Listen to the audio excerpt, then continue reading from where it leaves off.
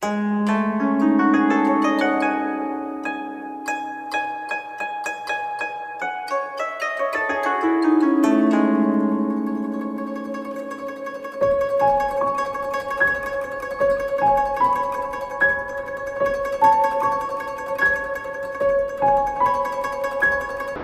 ഇങ്ങനെ എല്ലാവരുടെയും നന്മകൾ ഉദ്ദേശിച്ചുകൊണ്ടുള്ളൊരു പ്രാർത്ഥന എന്നിലേക്ക് ധാരാളമായിട്ട് ബ്രഹ്മചാരികൾ വരട്ടെ. എങ്ങനത്തെ ബ്രഹ്മചാരിമാർ വരണം? ദമവും ശമവുമുള്ള ബ്രഹ്മചാരിമാർ വരണം. എന്താണ് ദമവും ശമവും? വിദ്യാഭ്യാസത്തിന് വേണ്ട അത്യാവശ്യം വേണ്ട ഗുണങ്ങളാണ് ദമവും ശമവും. ദമം എന്ന് പറഞ്ഞാൽ ഇന്ദ്രിയ നിയന്ത്രണം, ഇന്ദ്രിയങ്ങളെ നിയന്ത്രിച്ച് നിർത്തുക. ശമം എന്ന് പറഞ്ഞാൽ മനോനിയന്ത്രണമാണ്, മൈൻഡ് കൺട്രോൾ, സെൻസ് കൺട്രോൾ. അപ്പോൾ ഇന്ദ്രിയങ്ങൾ കണ്ണ് എന്താ പറയുക, പല സ്ഥലത്തേക്കും കാഴ്ചകൾ കാണാൻ ഓടിക്കൊണ്ടിരിക്കുക, ചെവി പല സ്ഥലത്തേക്കും പലതും കേൾക്കാൻ ഓടിക്കൊണ്ടിരിക്കുക, പലതും രുചിക്കാൻ ഓടിക്കൊണ്ടിരിക്കുക. ഇങ്ങനെയൊക്കെ ആകുമ്പോൾ വിദ്യാഭ്യാസം നടക്കില്ല, ഇന്ദ്രിയ നിയന്ത്രണം ഇല്ല, അങ്ങനെ പറയും. അപ്പോൾ ഈ ഇന്ദ്രിയ നിയന്ത്രണം ശീലിക്കാൻ വേണ്ടിയിട്ട് നമുക്ക് ഒരുപാട് സിസ്റ്റം പറഞ്ഞു തന്നു. അതാണ് വ്രതാനുഷ്ഠാനങ്ങൾ. ഇപ്പം ശബരിമല മണ്ഡലകാലം നടന്നുകൊണ്ടിരിക്കുകയാണ്. വളരെ സ്ട്രിക്റ്റായിട്ട് ശരിയായിട്ട് വ്രതം എടുത്ത് പോകുന്നവർ വളരെ സ്ട്രിക്റ്റായിട്ട് ജീവിക്കുന്ന ഒരു കാലമാണത്. എന്തിനാണ് നിങ്ങൾ പറഞ്ഞു തന്നിരിക്കുന്നത്? ഒരു 41 ദിവസം വ്രതമൊക്കെ എടുത്ത് വരുമ്പോഴേക്കും നമ്മളുടെ ഉള്ളിലൊരു പുതിയ സംസ്കാരം രൂപപ്പെടും. ആവശ്യമുള്ളത് മാത്രം സ്വീകരിച്ചുകൊണ്ട് ജീവിക്കാനുള്ള ഒരു സംസ്കാരം ഉണ്ടാവും. ഇന്ദ്രിയ നിയന്ത്രണം, എല്ലാത്തിൻ്റെ പിന്നാലെ ഇങ്ങനെ പകച്ച് ഓടി നടക്കേണ്ട ആവശ്യമില്ലാതെ ആവശ്യമുള്ളത് കാണുക, ആവശ്യമുള്ളത് കേൾക്കുക, ആവശ്യമുള്ളത് ഭക്ഷിക്കുക, ആ തലത്തിലേക്ക് നമ്മൾ വരും. അപ്പോൾ മാത്രമേ മനസ്സ് ഏകാഗ്രമായി തുടങ്ങുള്ളൂ. മനസ്സ് ഏകാഗ്രമാകുമ്പോഴേ കൂർമ്മ ബുദ്ധി, ഏകാഗ്രമായ ബുദ്ധി വരാൻ തുടങ്ങുള്ളൂ. സൂക്ഷ്മമായിട്ട് ചിന്തിക്കാനുള്ള കഴിവ് വരുള്ളൂ. നമ്മൾ ഫോക്കസ്ഡ് ആയിരിക്കണം, ഡിസ്ട്രാക്ഷൻ വരാൻ പാടില്ല. ഇത് ആധ്യാത്മിക പഠനത്തിന് മാത്രമല്ല, സ്കൂളിലും കോളേജിലൊക്കെ പഠിക്കുമ്പോൾ ഇത് തന്നെയാണ് സ്ഥിതി അല്ലേ. ഇപ്പം കുട്ടി പഠിക്കാനിരിക്കും, അപ്പുറം ടി വിയും വെച്ചുകൊണ്ടിരിക്കുക അച്ഛനും അമ്മ. എന്നിട്ട് കുട്ടീൻ്റെ ശ്രദ്ധ കണ്ണ് പുസ്തകത്തിലാണെങ്കിലും ചെവി അവിടെയാണ്. അപ്പോൾ എന്താവും? മനസ്സിലാക്കാൻ പറ്റില്ല, എന്താണ് പഠിക്കുന്നതെന്ന് മനസ്സിലാക്കാൻ പറ്റില്ല. പരീക്ഷയ്ക്ക് പോകുമ്പോൾ എഴുതാനും പറ്റില്ല, മാർക്ക് കിട്ടില്ല. പിന്നെ കുട്ടിയെ ചീത്ത പറഞ്ഞിട്ട് കാര്യമൊന്നുമില്ല. കാരണം എന്താണ്? ആ കുട്ടിക്ക് ശ്രദ്ധ നഷ്ടപ്പെടുന്ന വിധത്തിൽ പെരുമാറുന്നത് വീട്ടുകാർ തന്നെയാണ്. ഇതൊക്കെ ശ്രദ്ധിക്കാനുണ്ട്. കുട്ടികൾ പഠിക്കാനിരിക്കുമ്പോൾ അവർക്ക് പഠിക്കാൻ പറ്റുന്നൊരു സാഹചര്യം അവിടെ ഉണ്ടോ? അവിടെ പഠിക്കാനിരിക്കുന്നിടത്ത് കാറ്റും വെളിച്ചമൊക്കെ ഉണ്ടോ? ശരീരത്തിലെ എനർജി കീപ്പ് ചെയ്യാനുള്ള ഭക്ഷണം കഴിച്ചിട്ടുണ്ടോ? ഇതെല്ലാം വേണം. ആ കുട്ടിക്കൊരു ലക്ഷ്യബോധം കൊടുത്തിട്ടുണ്ടോ? ജീവിതത്തിൽ ഇന്നതുപോലെയൊക്കെ ആവാനുണ്ട്, കഴിവുകൾ ഉപയോഗപ്പെടുത്താനുള്ള സാഹചര്യങ്ങൾ കൊടുത്തിട്ടുണ്ടോ? അങ്ങനെ ഒരുപാട് കാര്യങ്ങൾ ആലോചിക്കാനുണ്ട്. മാർക്കില്ല പറഞ്ഞിട്ട് കാര്യമില്ല. മാർക്ക് ഉണ്ടാവാനുള്ള സാഹചര്യം കൊടുത്തിട്ടുണ്ടോ എന്നും കൂടി നമ്മൾ നോക്കണം. പ്രത്യേകിച്ച് ഇപ്പോഴത്തെ നമ്മൾ കണ്ടില്ലേ, ഓരോ കോളേജിലോ സ്കൂളിലൊക്കെ ഓരോ സംഭവങ്ങൾ കേൾക്കുമ്പോഴും നമുക്ക് ഒരുപാട് വിഷമം തോന്നും. കാലം മാറി, ഇപ്പോഴത്തെ കുട്ടികളും മാറി, പണ്ടത്തെ പോലെയൊന്നും അല്ല ഇപ്പോൾ. അപ്പോൾ അച്ഛനമ്മമാർ വളരെ ശ്രദ്ധിക്കേണ്ട കാലം. അങ്ങനെ സാന്ദർഭികമായിട്ട് പറഞ്ഞെന്നുള്ളൂ. ദമവും ശമവും ഇല്ലാത്ത കുട്ടികൾക്ക് ജീവിതത്തിൽ മുന്നേറാൻ വലിയ ബുദ്ധിമുട്ടാണ്. ഇന്ദ്രിയ നിയന്ത്രണം, ഇന്ദ്രിയങ്ങൾ നിയന്ത്രിക്കപ്പെടണമെങ്കിൽ മനസ്സ് നിയന്ത്രിക്കപ്പെടണം. മനസ്സാണ് ഇന്ദ്രിയങ്ങളിലൂടെ പുറത്തേക്ക് പോകുന്നത്, വിഷയങ്ങളിലേക്ക് പോകുന്നത്. മനസ്സ് ഓടിയിട്ടില്ലെങ്കിൽ ഇന്ദ്രിയങ്ങൾ അവിടെ നിൽക്കും. അപ്പോൾ ഇന്ദ്രിയ നിയന്ത്രണം സാധ്യമാവണമെങ്കിൽ മനോനിയന്ത്രണം വേണം. മനോനിയന്ത്രണം സാധ്യമാവണമെങ്കിൽ ഇന്ദ്രിയ നിയന്ത്രണം വേണം. ഇത് രണ്ടും പരസ്പരം ബന്ധപ്പെട്ടിട്ടാണ് നിൽക്കുന്നത്. ഇതിൽ ഏതെങ്കിലും ഒന്നിനെ നന്നായിട്ട് നിയന്ത്രിക്കാൻ സാധിച്ചാൽ മറ്റത് ഓട്ടോമാറ്റിക്കലി കൺട്രോളാവും. അപ്പോൾ വ്രതാനുഷ്ഠാനങ്ങളൊക്കെ പറഞ്ഞിരിക്കുന്നത് അതുപോലെ തന്നെ കുട്ടികളിപ്പോൾ റാങ്കിന് വേണ്ടിയൊക്കെ പഠിക്കുന്ന അവർ അത്ര ഒരു ലക്ഷ്യത്തോടു കൂടി പഠിക്കുന്ന കുട്ടിയാണെങ്കിൽ വേറെ കളികളിലേക്കൊന്നും പോവില്ല. ഇപ്പോഴത്തെ ഒരു കാലഘട്ടം ഇങ്ങനെയായത് കാരണം കുട്ടികളിപ്പോൾ പഠിക്കാനിരിക്കുമ്പോൾ മൊബൈലിൽ ഗെയിം നോക്കിയിട്ടോ അല്ലെങ്കിൽ വേറെ എന്തെങ്കിലുമൊക്കെ നോക്കിയിട്ടൊക്കെ ഇരിക്കുക. അപ്പോൾ ഓൺലൈൻ ക്ലാസ്സുകൾ നടക്കുന്ന സമയത്ത് ഇത് പ്രത്യേകിച്ചും എപ്പോഴും ഒരു ശ്രദ്ധ ആവശ്യമാണ്. കുട്ടികളുടെ മനസ്സിനെ മറ്റു പലതിലേക്കും നയിക്കുന്ന ഒരു സാഹചര്യം ഇപ്പോഴും ഉണ്ട്, പല വിധത്തിലും. ഈയിടെ പല ഗെയിമുകളിലൊക്കെ കളിച്ചിട്ട് കുട്ടികൾ ജീവിതം തന്നെ നഷ്ടപ്പെടുത്തുന്നതൊക്കെ നമ്മൾ കാണുന്നുണ്ട് ന്യൂസ്. ഇതൊക്കെ എന്താണെന്ന് പറഞ്ഞാൽ മനോനിയന്ത്രണം ഇല്ലാതെ പോകുന്നതാണ്. അതിൽ ആനന്ദം കാണാം. ലക്ഷ്യത്തിൽ ആനന്ദം കാണാതെ താൽക്കാലികമായുള്ള ആനന്ദത്തിന് വേണ്ടിയിട്ട് അതിൻ്റെ പിന്നാലെ പോകുന്ന ഒരു മനസ്സ്, ലക്ഷ്യബോധം നഷ്ടപ്പെട്ടു പോവുക. പൊതുവേ എല്ലാവരുടെ മനസ്സും അങ്ങനെയാണ്. പെട്ടെന്നുള്ള ഒരു സന്തോഷം, ഒരു സംതൃപ്തിക്ക് വേണ്ടിയിട്ട് വലുത് കിട്ടാനുള്ള ഉപേക്ഷിക്കുക. കാരണം എന്താണ്, വലിയ വലിയ ലക്ഷ്യങ്ങളിലേക്ക് പോകാൻ കുറച്ച് കഠിനമായ പ്രയത്നം ആവശ്യമുണ്ട്. അപ്പോൾ അത് കുറച്ച് ബുദ്ധിമുട്ടാണ്. അപ്പോൾ എന്ത് ചെയ്യുക, ഒരു ഡിസ്കംഫർട്ട് അതിനെ ഫേസ് ചെയ്യാൻ മടിക്കുമ്പോൾ നമ്മൾ എന്ത് ചെയ്യും, നമ്മൾ ആ കംഫർട്ട് സോണിൽ അതിലിരിക്കാൻ നോക്കും.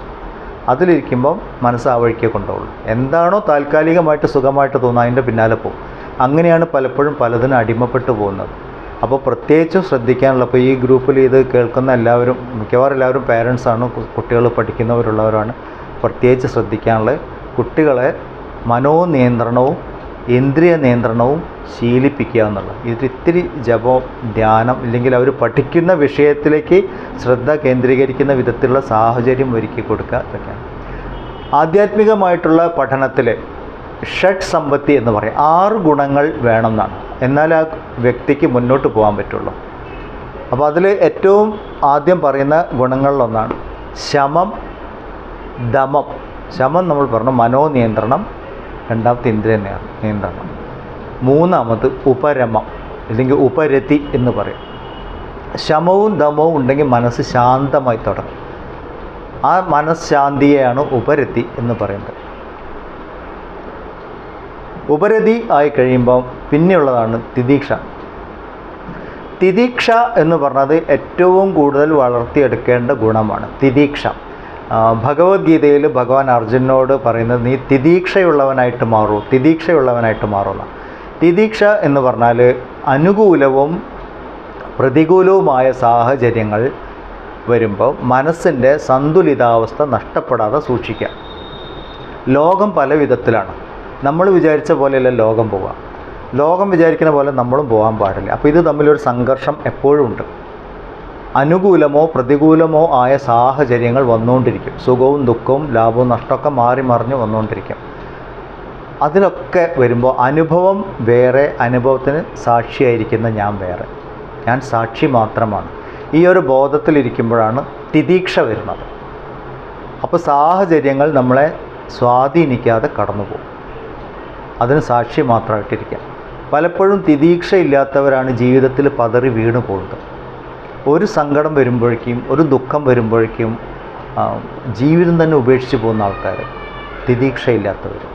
അവർ ഹോപ്പ് നഷ്ടപ്പെട്ടു, അയ്യോ കയ്യിൽ നിന്ന് മനസ്സ് പോയി, എന്താ പറയുക, മനോനിയന്ത്രണം ഇല്ലാണ്ടായി, മനസ്സിൻ്റെ സന്തുലനാവസ്ഥ നഷ്ടപ്പെട്ടു. ഇതൊക്കെ അപ്പോൾ ഈ ആധ്യാത്മിക പഠനം ഉള്ളവർക്ക് ഏറ്റവും വേണ്ട ഗുണങ്ങളിലൊന്നാണ് തിദീക്ഷ എന്നാണ്. മനസ്സിൻ്റെ സന്തുലനാവസ്ഥ നഷ്ടപ്പെടാതെ സൂക്ഷിക്കുക.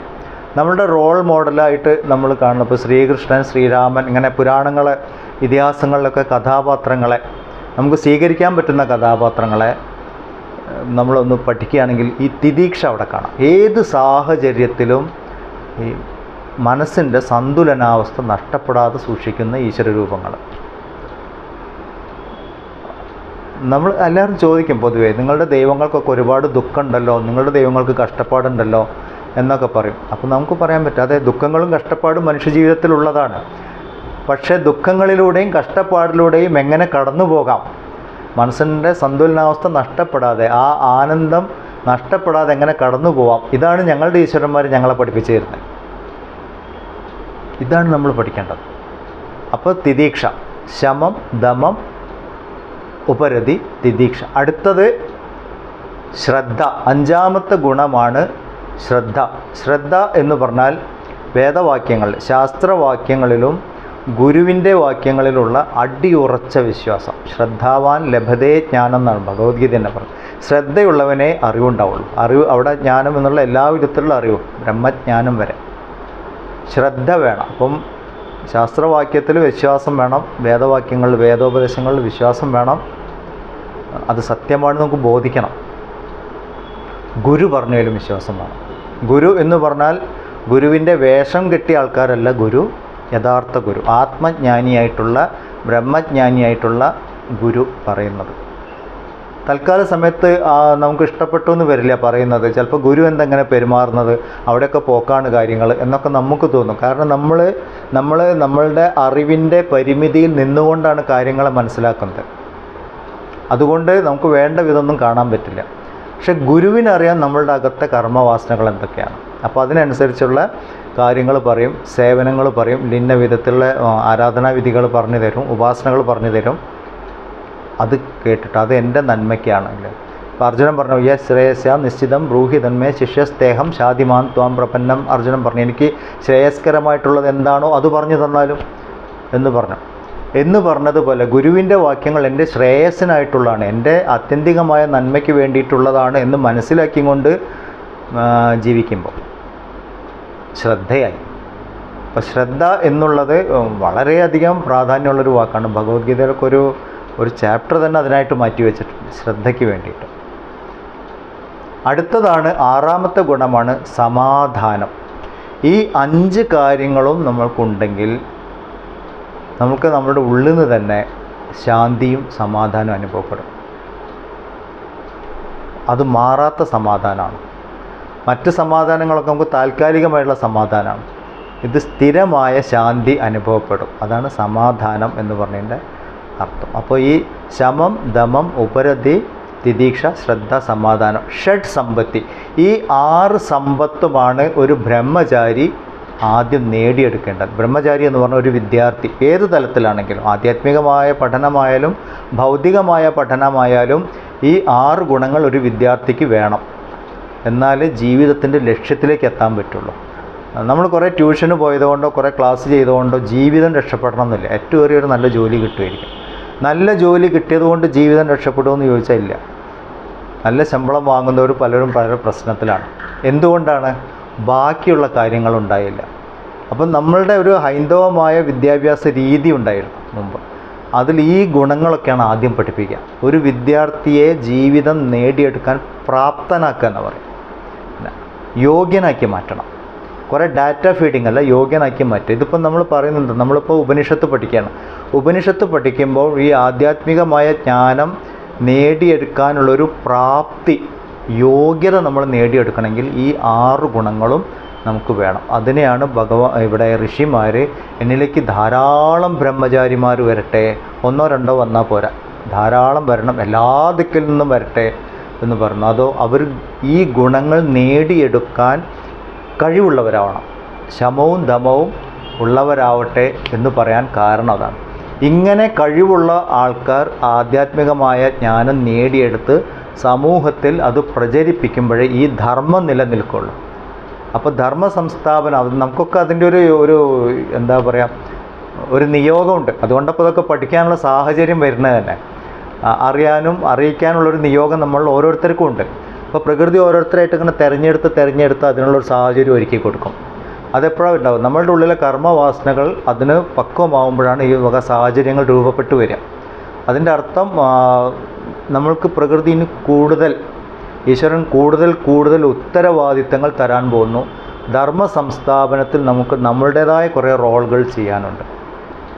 അതിനുവേണ്ടി നമ്മളെ പ്രാപ്തരാക്കുന്നു ഓരോരുത്തരെയും. അപ്പോൾ നമ്മൾ അങ്ങനെ നോക്കുമ്പോൾ ഈ ഗുണങ്ങളെല്ലാം നമ്മൾ വളർത്തിയെടുക്കണം. ഋഷിമാർ പ്രാർത്ഥിച്ചതുപോലെ ശമവും ധമവും ഉള്ളവരായിട്ട് നമ്മൾ മാറണം എന്ന് പറയണോ.